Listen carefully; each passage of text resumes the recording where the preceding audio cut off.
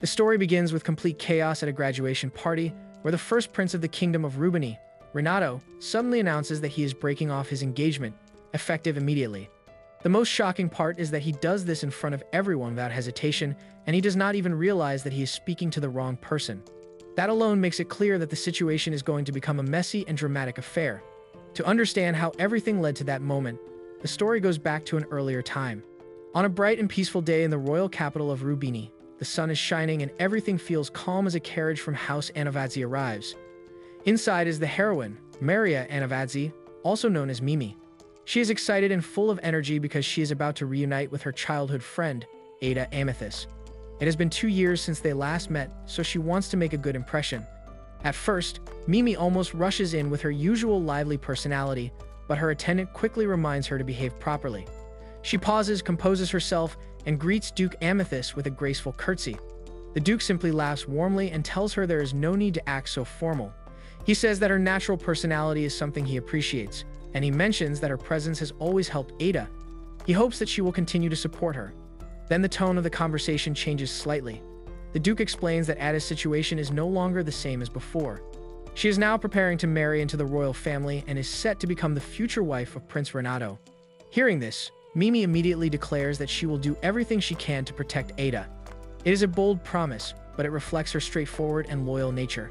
Later, while having tea together, Mimi eagerly asks Ida about her engagement, wondering how it happened and whether there was any romance involved. Ida calmly explains that it was not her own choice. The decision was made by her father for political reasons, and although she feels honored, she admits that she never had the option to refuse. A subtle heaviness fills the air, so Ada changes the topic and asks Mimi about her own situation. Mimi then enthusiastically explains everything, describing it as an all-in-one situation that she had already written about in her letter. The story then shifts to a flashback. One day, while training with the family knights as usual, Mimi receives unexpected news that her baby brother has been born. She is overjoyed and rushes to see him, gently holding him and feeling his warmth. However, the situation quickly changes. Her father tells her directly that now that a male heir has been born, she is no longer needed as the successor. Instead, she should go out into the world and find a husband. For most people, this would be devastating, especially since Mimi had spent her entire life training to inherit her family's role. However, she reacts differently. She accepts it calmly and even smiles, saying she is happy that her younger brother Teo can take over. Becoming the head of the house was never truly her dream, and she believes the skills she learned will still be useful. She even shows Ada something unusual, a hair clip that secretly contains a family photo, while also functioning like brass knuckles. It is both sentimental and ridiculous, perfectly reflecting her personality. Now she has a new goal. She does not want to remain as the extra sister of the heir, so she decides to find the perfect husband. She admits that she tried back home, but most suitable candidates were already taken, or perhaps she was simply not very popular, though she says this without realizing how it sounds. That is why she came to Rubini, to begin her search for a husband. Soon after, Ida brings Mimi to the Royal Academy, which was once exclusive to royal sons but is now open to nobles as well, allowing them to build connections early. As they walk through the academy, Mimi notices that many students bow respectfully to Ida because of her engagement, while others give her cold and judgmental looks. They then meet Placido, the second prince. Before Ada can introduce them properly, Mimi casually greets him and tells him to call her Mimi. When she realizes who he is, she panics and quickly switches to formal speech. Placido finds this amusing. He already knows about her because Ada often talks about her. He even recalls a time when Ada was ill and Mimi visited her, though Ada had been unsure whether Mimi was a boy or a girl because of her behavior. This leads to several humorous and slightly embarrassing stories, including one where Ada threw chestnuts at Placido after being teased. As they grow more comfortable, Placido offers to help Mimi find a husband, and she happily accepts. However, when Placido tries to call over his older brother Renato, he is ignored. Renato continues walking, focused on something else. Ida quietly explains that he will not come over, and Placido describes him as talented but stubborn, a perfectionist, and a workaholic. Placido eventually leaves to check on him. Meanwhile, Mimi and Ada continue their tour. During this, Mimi accidentally bumps into another noble girl, Eleonora. Despite the impact, Eleonora remains composed and politely forgives her, though she clearly thinks Mimi is careless. She walks away while slightly limping, suggesting that Mimi's strength may have hurt her. That night, Mimi reflects on everything and begins to feel that something is not quite right.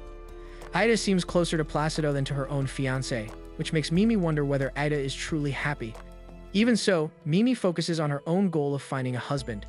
Days pass, and she writes letters home, describing her life and the friends she has made, even though they often tease her for her rough behavior. She remains optimistic. Eventually, a school party takes place. Mimi is alone at first, but Placido finds her. Ada is absent because she is sick with a fever, and Placido appears genuinely worried, making Mimi suspect that he may have feelings for her. Placido then asks Mimi to dance. She panics at first because she is not used to formal dancing, but he reassures her not to overthink anything, saying that the most important thing was simply to have fun. Hearing that, she relaxed and agreed. Soon after, the two of them hit the dance floor. At first, she was completely caught off guard by his charm, but little by little, she found her rhythm. Before long, she was dancing with energy and confidence, fully enjoying herself. But of course, after all that movement, she ended up starving and immediately went to grab something to eat. Placido couldn't help but think how lucky Ada was to have a best friend like Mimi. That's when he brought up something Mimi had never known before, that Ada had originally stayed with her because she was overwhelmed by the pressure of noble education. And now, he suspected she might be going through that same stress again. Mimi was surprised. To her, Ada had always seemed perfect, dependable, elegant, and composed. Realizing there was more beneath the surface, Mimi once again promised herself that she would protect her friend no matter what. Then, he casually suggested that maybe if both of them debuted at the upcoming graduation party, it might help Ada feel better. Later on, Mimi learned from Ada that the students 1 year above them would soon be graduating, which meant the party would be a major event. Naturally, all eyes would be on Prince Renato. At the same time, Mimi excitedly told Ada all about the party she had just attended, especially how much meat she got to eat. She almost asked Ada about her feelings toward Prince Placido, but stopped herself at the last second. Instead, she shifted the topic to the graduation party and even joked about finding herself a marriage partner. Not long after, Mimi wrote another letter to her parents, explaining that she would now be receiving proper lady training from Ada. She also mentioned that she was waiting for Prince Placido to introduce her to someone suitable. Soon, Ada entered the room and helped Mimi get ready. She complimented Mimi's hair, saying it sparkled beautifully, like golden wheat during an autumn harvest. Mimi tried to return the compliment, but struggled to find the right words, awkwardly calling Ada's hair a beautiful golden gold. Ada laughed it off and said that once they returned, she would definitely teach Mimi how to speak more elegantly. Then, on the way to the party, Mimi asked why Ada wasn't riding with her fiancé. Ada simply explained that he was busy. Mimi, however, couldn't understand that at all. If she were in Ada's place, she'd force herself to meet him no matter what. But before Ada could respond properly, their carriage suddenly came to an abrupt stop. When they looked outside, they saw that Lady Eleonora's carriage was blocking the road. Concerned, they tried to check on her, but Eleonora coldly told them to leave her alone. She made it clear she had no intention of relying on Ada. Understanding her stance, Ida decided to move on with Mimi, though Mimi couldn't help but worry about Eleonora. Eventually, they arrived at the graduation party, and it was absolutely grand. Important figures from all over had gathered.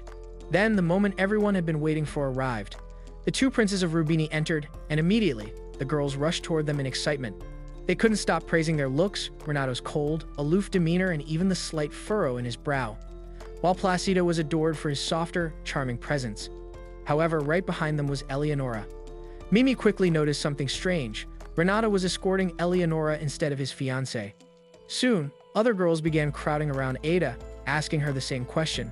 Seeing Eleonora clinging to him like that made it seem like a deliberate insult toward Ada. Sensing the tension, Mimi pushed through the crowd and suggested they step outside for drinks, clearly annoyed by everyone's insensitive questions. But Ada remained calm.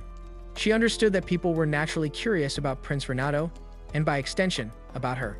Still, she admitted that it was exhausting not knowing whether people's concern was genuine or not. Mimi reassured her, saying she always spoke honestly and never hid her feelings, so Ida didn't need to worry about her. That lightened the mood, and the two of them shared a laugh. But soon, Mimi noticed something again. Renato was escorting Eleonora. Others explained that since Eleonora's carriage had broken down, the prince allowed her to ride with him. Mimi began to feel like something wasn't right. Then suddenly, Renato turned around and their eyes met. He immediately started walking toward them. And as he approached, he casually said that since she had already seen him, it made things easier. Without hesitation, he grabbed Mimi's hand, mistaking her for Ada, and publicly declared that he was breaking off their engagement. Placido quickly stepped in, questioning what his brother was doing. But Renato continued, claiming that Ada had been jealous of Eleonora and had been secretly harassing and stalking her. According to him, there was even evidence gathered by his attendant. Eleonora nervously tried to correct him, pointing out that he had the wrong person, but he ignored her and kept going. He went on to say that he couldn't tolerate someone abusing their status to harm others. Then, he demanded that Ada be suspended from the academy and that she apologize to Eleonora immediately. The entire room fell into whispers as people reacted to the sudden drama. Meanwhile, Mimi stood there, unsure what to do, until she glanced back and saw Ada's sad expression. At that moment, she remembered her promise. So, without hesitation, she stepped forward, grabbed Renato's wrist, and told him he had everything wrong. Then, with confidence, she revealed her identity. She was Maria Anovazzi and pointed out that his actual fiancé was standing right behind her. And to top it all off, she told him that what he really needed right now was a pair of glasses. That marks the end of today's anime recap. If you enjoyed the video and want more of it, please support the channel by leaving a like and subscribe. Let's help us reach a current goal of 10K subscribers.